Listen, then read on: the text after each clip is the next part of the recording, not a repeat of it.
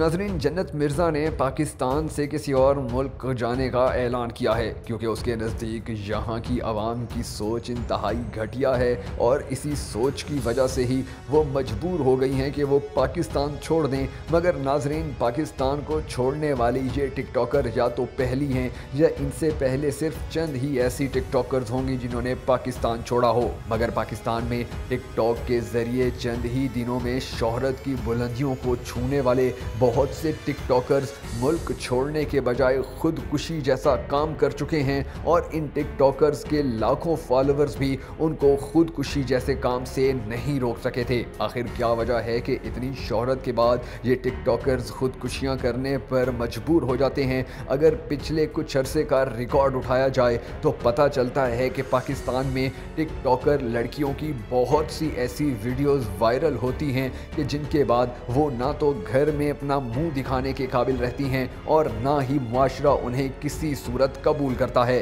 और वो मजबूर होकर खुदकुशी की तरफ चल पड़ती हैं। इसी तरह कुछ लड़के और नौजवान भी मुख्तलिफ वजूहात की बिना पर खुदकुशियां कर चुके हैं। मगर नाजरीन, इस ऐप का पाकिस्तान में बंद करने का जो मुतालबा किया गया है वो अब तक मुकम्मल नहीं हो सका है। हालांकि इसके बहुत से नुकसानात अब तक सामने आ चुके हैं, मगर उसके बावजूद भी अवाम के मुतालबे पर कुछ अरसे के लिए तो टिकटॉक को बंद कर दिया गया, मगर फिर ये कहकर टिकटॉक को खोल दिया गया कि अब से टिकटॉक पर ऐसा मवाद नशर करने की इजाज़त नहीं दी जाएगी कि जो इस्लाम के मुनाफी हो। लेकिन इस बात पर किसी भी तरह से अमल नहीं किया गया, बल्कि जैसे ही टिकटॉक को दोबारा पाकिस्तान में खोला गया तो पाकिस्तान के नौजवान लड़कों और लड़कियों ने कम वक्त में ज़्यादा शोहरत हासिल करने के लिए पहले से भी ज़्यादा बेहुदा वीडियोस वायरल करना शुरू कर दी हैं और एक दूसरे पर इल्ज़ाम तराशी,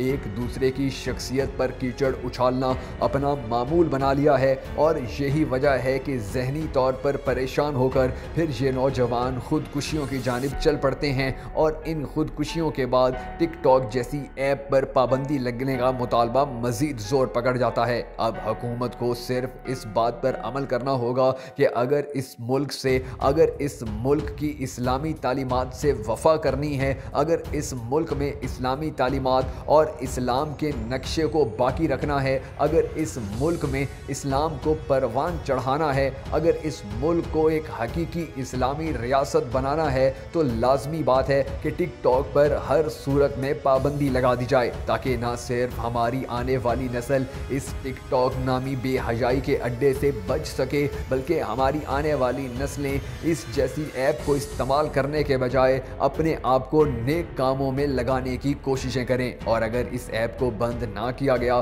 तो यकीन जानिए कि पाकिस्तान की आने वाली नस्लें ना सिर्फ बेहया होंगी, बल्कि उनको ये तमीज़ भी नहीं रहेगी कि छोटे और बड़ों के साथ किस तरह बात करनी है या किस तरह का लिबास इस्तेमाल करना है। अब भी वक्त है, अगर हमने अब भी फैसला ना लिया तो शायद बहुत देर हो जाएगी।